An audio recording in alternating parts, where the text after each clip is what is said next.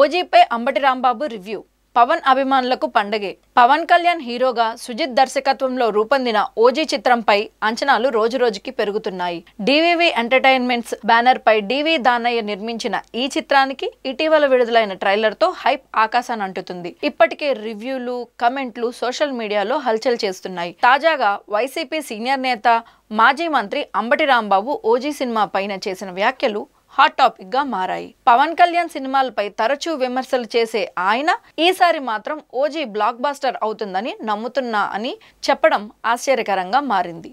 ఈ సందర్భంగా అంబటి రాంబాబు మాట్లాడుతూ, పవన్ కళ్యాణ్ గత 2 సినిమాలు పెద్దగా విజయం సాధించలేదు. అందుకే ఆయన ఈ సినిమా కోసం కసితో పనిచేసి ఉంటారు. డైరెక్టర్ సుజిత్ కూడా గత 2 సినిమాల తర్వాత ఈ చిత్రాన్ని హిట్ చేయాలని గట్టిగా పట్టుదలతో తీసి ఉంటారు. నిర్మాత దానయ్య కూడా ఏ మాత్రం ఖర్చు తగ్గించకుండా సినిమా నిర్మించుంటారు. ఈ కారణాల వల్లే ఓజీ తప్పకుండా విజయం సాధిస్తుంది అని వ్యాఖ్యానించారు. హరిహర వీరమల్లు తొందరపాటుతో తీశారు. కానీ ఓజీ మాత్రం పవన్ కళ్యాణ్ తన రాజకీయ బాధ్యతల మధ్య సమయాన్ని కేటాయించి ఎంతో శ్రద్ధతో చేశాడు. ఈ సినిమా సక్సెస్ కావాలని నిజంగా కోరుకుంటున్నా.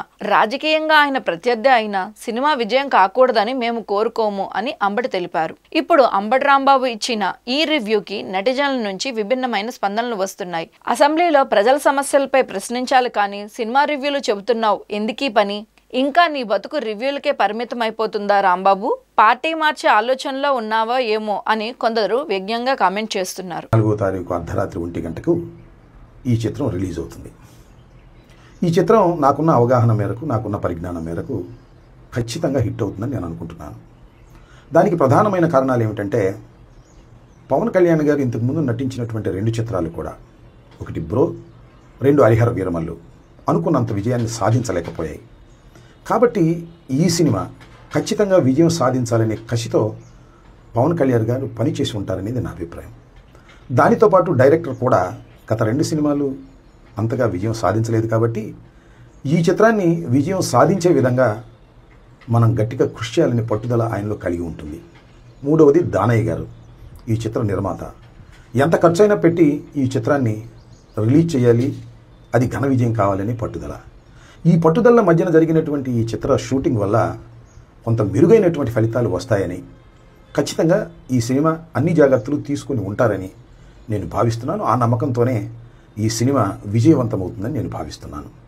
హరిహర వీరమల్లు చాలా హడావుడిగా తీశారు. అనుకున్న స్థాయిలో చివరిలో గ్రాఫిక్స్ కూడా సరిగా చేయలేకపోయారు.